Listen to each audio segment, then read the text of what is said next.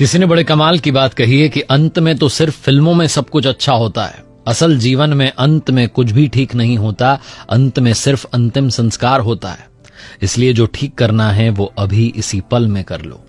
आपके साथ मैं हूं आरजे कार्तिक, माय एफएम से। एक बड़ी छोटी सी कहानी। एक राजा ने अपने दरबार में अलग अलग देश के राजाओं को बुलाया, एक बड़ा उत्सव रखवाया और अपने गुरुजी को भी बुलाया। वहां पर राज्य की जो सुप्रसिद्ध नर्तकी थी उसको बुलाया गया नृत्य करने के लिए, और कुछ स्वर्ण मुद्राएं जो थी वो राजा ने अपने गुरुजी को दे दी कि अगर आपको लगे कि नृत्य अच्छा हुआ है तो आप इनको पुरस्कृत कर दीजिएगा, क्योंकि गुरुजी के पास में तो कुछ था नहीं।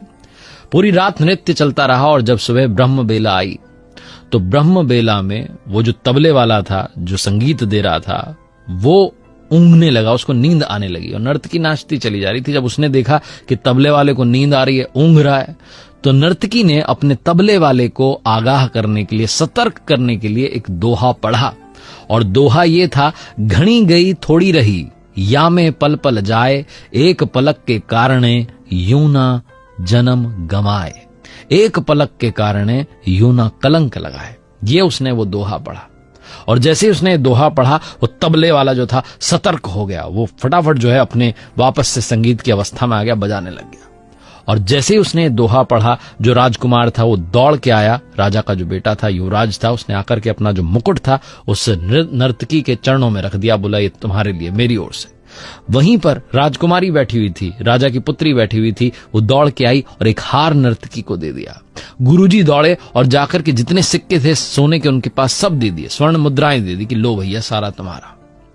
और जब ये देखा राजा ने कि नर्तकी ने एक दोहे से इन सब को लूट लिया है तो उससे रहा नहीं गया। वो अपने सिंहासन से खड़ा और कहने लगा कि क्या चल रहा है, तुमने एक दोहा पढ़कर के सबको लूट लिया, तुम इस किस तरीके की भाषा यहां पर बोल रही हो।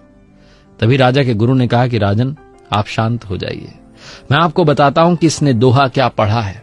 इसने पढ़ा है कि घनी गई थोड़ी रही या में पल पल जाए, एक पलक के कारणे यूं ना जन्म गंवाए, यूं ना कलंक लगाए। इसके दोहे ने मेरी आंखें खोल दी, इसलिए मैंने सारी स्वर्ण मुद्राएं इसको दे दी।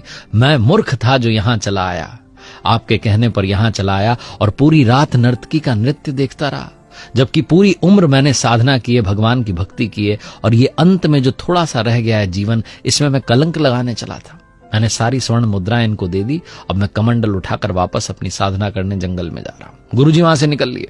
फिर युवराज ने बताया कि महाराज आप मेरे पिताजी हैं, बूढ़े हो चले, लेकिन आप मुझे गद्दी नहीं दे रहे, अभी भी खुद ही बैठे हुए हैं, तो इसलिए मैं सिपाहियों के साथ मिलकर के आज रात ही आपकी हत्या करने का प्लान बना रहा था, योजना बना रहा था। लेकिन इस दोहे ने मेरी आंखें खोल दी कि घनी गई थोड़ी रही, आज नहीं तो कल मुझे सिंहासन तो मिलने ही वाला है, मैं अपने ही पिता की हत्या का कलंक अपने माथे क्यों लूं।